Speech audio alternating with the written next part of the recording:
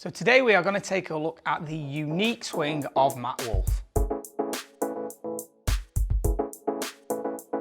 So Matt Wolff has had a standout amateur career, back-to-back NCAA champion, and he is coached by George Gankers and is known for a slightly more unique, idiosyncratic golf swing. But there is so many phenomenal things in this move that you can apply to your game. You look at George, he's a great golf coach, so many things that I believe in that he teaches his students, and he's misunderstood by some guys in terms of they all expect to see this squatting in the legs and that's what you're going to teach, and he even in his own words and his own admission says this isn't what you get when you come for a golf lesson.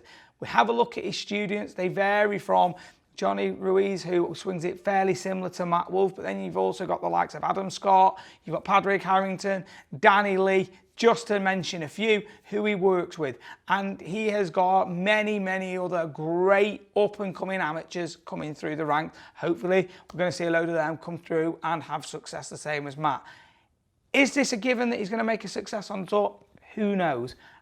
Given his current ability and what he's done, he looks like it. He looks an absolute baller, to be honest. I've got some good amateurs, never had anyone win the NCAAs and things like that, so I'm not trying to put myself in the same bracket as George. But you're never quite sure if everyone's going to make it or to what extent and what level. Let's have a look at Matt's swing now and see what it is that's unique. And what I love about it is that he owns his move. It doesn't look like he's going to come on tour and think, I've got to radically change things here to compete with the best. He already has all the natural attributes to compete with the best. Let's see what it is that makes it work for him. So we have a look here at address. We can see stance a little closed, shoulders a little open. But here's the thing we start to see from the down the line driver swing is before he even takes it back, which is then aligned to what we see here. We see this opening of the body, forward press, eyes looking at the target. So this is actually just a preset drill that he was working at in terms of getting a feel for impact, and then started to put this as his sort of pre-swing routine because he liked to feel impact because it gave him something where he was able to return towards. Actually reminds me a little bit of John Schlee, who taught finding an impact position setup. So he actually taught you to get impact at address and return there. So it's got a little bit of that sort of stuff in it. Now what we then see is in this first move away, club head very much outside the hands here. Okay, and we see that this is the bit where lots of people are going to be thinking that it's very different. But what we actually see is as he gets to the top, he's got a massive shoulder turn, and although it doesn't look like it because of how dramatically the left heel has come off the ground, he's actually loaded this right glute a lot. So we put this little arrow on the back side, we take this back to address, and we see from address there he wasn't into it. Then he sits as he starts and he keeps moving back. So he's back on that line. So in terms of his pivot motion, it's ideal because what we want to do is you want this disassociation across the feet in terms of you want some weight towards the forefoot of the left and you want the weight back in the right heel in this direction because it's where you're going to get your power. And he's got this in absolute spades. Have a look at this from the front view, right hand side. What we'll see, the little preset move before he starts to take it back, so we can see here how he just has that little forward press to get him the feeling of what his impact was. Now here is where it starts to, we've got the sort of weight going back, but here's where it gets really good. So the left knee separates, so we see that gap. Here's where it was at the top. Now we see where it gets to at not even halfway down. The left arm isn't even parallel to him, and look at the squat he's got through the floor. Now in effect of doing that, that left arm stayed up and across the body, but the club has shallowed, but also the right backside has stayed or even gone further back, so he's still massively in spine angle. Then from here, what he does is the body opens as he pushes up and out the floor, and he has a really bent right elbow as he delivers that club amazingly at impact. This is so well supported. You know, the club's in a phenomenal position and then everything rotates around to the finish. So what we see here is from the squat move on the front view, we see now, here's that squat. Now he pushes up and out the floor, which we now see the legs straighten. So he's using the ground force to push back up and out.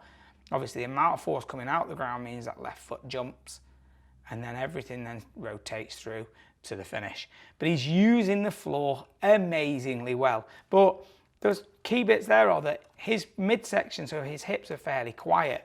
They aren't, particularly in the backswing that is, they're not, you know, moving towards the ball. They've got a great hip rotation, loads of load going back. We have a look at it from the front view here, and what we'll see is when we notice the hips here, we just pop this little line against them, and we'll see that they are rotating. So there is space between where they started and where they are at the top here, meaning that they have rotated properly. And then they don't jump forward, the right foot stays quiet, and everything is really pushing out the ground with a super open body, and like I say, so much power coming out of this golf swing. So what is it we can take out of this move to help you? Let's go outside and have a look at this, because there's a few bits that you can take on board to help your swing, to help your sequencing, and get a bit more power, and hopefully get that club shallowing and moving in the right direction coming down. So Matt Wolff's swing, what are the takeouts for you guys? Now, first of all, his little move before he even starts the club moving away, the bit where he gets the feeling for impact, can be a great thing for you to do, but maybe not as your trigger to start the swing, but get a feeling of where impact is. And if you really struggle by getting a great impact position, use it as a drill. Get the feeling for impact, go back, and then try and return through there. The reason he does that is that allows him to get the feeling of where he's going to return the club through impact. It'll be absolutely huge. Now, the big bit's going to be the transition. Now, what we see is from that top of the backswing, the knee's here, but then it moves out, and the gap obviously gets really big between the two thighs. So what we're wanting to do is see that left knee move, but feel like the arms stay up there a little bit longer. What happens is when the arms stay up at the top of the backswing for a little longer here, we can see that the club wants to shallow a lot more. The more I move it, I create the separation up my torso, the club shallows down, and this is going to link to a lot more club head speed. Because the fact that the club then changes direction here, the arm goes slightly across the body, then what we've got is all of that speed coming through, which is going to translate into a lot more power and a lot more distance for you.